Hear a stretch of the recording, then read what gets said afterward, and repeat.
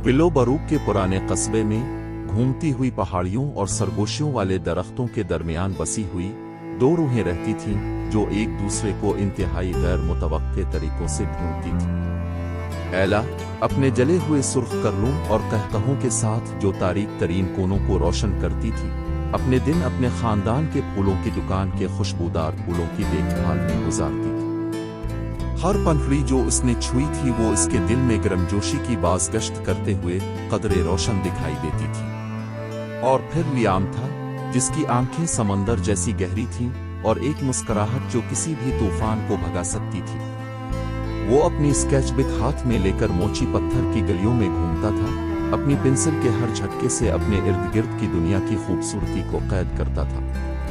उनके रास्ते कस्बे के चौक में एक बदकिस्मत दोपहर से गुजरे जहां ताज़ा पकी हुई पेस्ट्रियों की खुशबू दिल्ली के मौसीकार के गिटार की धुन में घुल उनका ताल्लुक हर गुजरते दिन के साथ बढ़ता गया, फूलों की तरह खिलता गया जो एला ने इस तरह की देखभाल के साथ पाला था। लियाम ने खुद को अपनी दुकान की तरफ मुतवज्जे पाया, न सिर्फ मुतहर्रिक फूलों के लिए बल्कि इसकी मुस्कुराहट की गर्मजोशी के लिए जो हर बार दरवाजे से कदम रखने पर इसका और यूं विलो बरूक के दिल में खुलते फूलों और सरगोशियों वाले दरख्तों के दरमियान दो रूहों को एक दूसरे की बाहों में सुकून मिला, क्योंकि तकदीर की टेपेस्ट्री में उनकी मोहब्बत वो धागा थी जिसने उन्हें एक दूसरे के साथ बांध रखा था, जिसने बेतकल्लुफी और रोमांस की एक ऐसी कहानी बनाई थी जो अबद लेकिन तमाम अजीम मोहब्बत की कहानियों की तरह उनकी भी आजमाइशों के बगैर नहीं थी।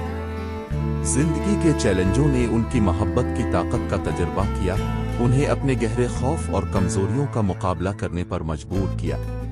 फिर भी इस सब के बावजूद वो एक दूसरे के लिए अपनी अकीदत में साबित कदम रहे।